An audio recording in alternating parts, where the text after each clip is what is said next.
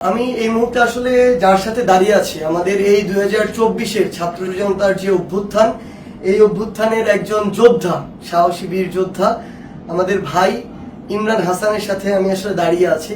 আসলে এই অভ্যুত্থান যে কিভাবে অর্জিত হয়েছে আমরা খুব মন ভোলা মানুষ, আমরা খুব দ্রুত ভুলে যাই। আসলে আমার এই ছোট্ট ভাই ইমরান হাসান, হয়তো তার বয়স আসলে এখনো 10-এর ঘরে হবে অ্যারাউন্ড, সেই জায়গা থেকে 5ই অগাস্ট যখন খুনি শেখ হাসিনা এই দেশ ছেড়ে পালিয়েছিল 12টা 1টার দিকেই, এই আমার ভাই ইমরান হাসানকে সাভারের বাইপাইলে 3:30টা থেকে 4টার দিকে তার মাথায় গুলি করা হয়।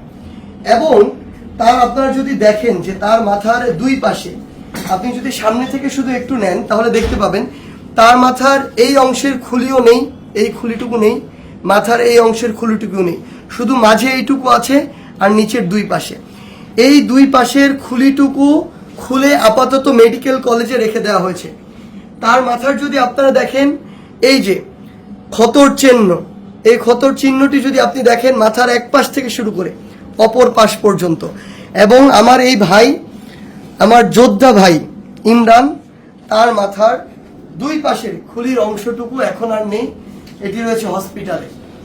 এবং আমার এই যোদ্ধা ভাই আজকে এসেছে জুলাই শহীদ স্মৃতি ফাউন্ডেশনে।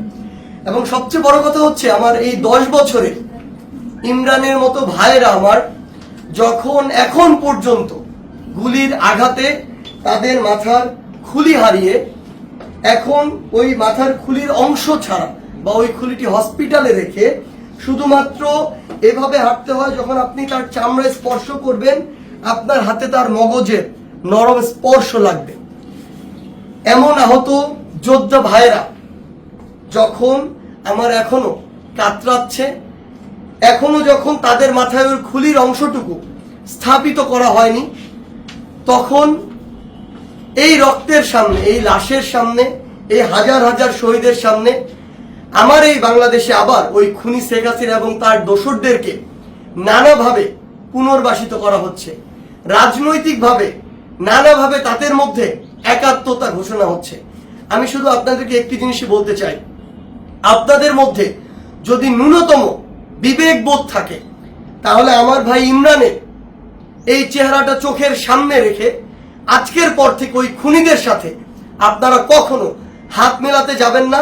যদি ন্যূনতম আপনাদের মধ্যে ব্যক্তিত্ব বোধ থাকে তাহলে এই 10 বছরের ইমরানের চেহারাটিকে সামনে রেখে কোনোদিনও ওই খুনির যে দোসররা ছিল তাদেরকে পুনর্বাসিত করার জন্য, নিজের দলে টানার জন্য, তাদেরকে নিয়ে একসাথে চলার জন্য আপনাদের যে নোংরা কার্যক্রমগুলো সেগুলো করবেন না। যদি আপনারা সেগুলো করেন তাহলে 24-এর ছাত্র জনতার অভ্যুত্থানের যে স্পিরিট, এই স্পিরিটকে আপনারা অপমানিত করবেন। আর এই বাংলাদেশে কেউ কোনোদিন কোনো ফ্যাসিস্টের বিপক্ষে দাঁড়ানোর যে সাহস সেটি আর কোনোদিন করবে না।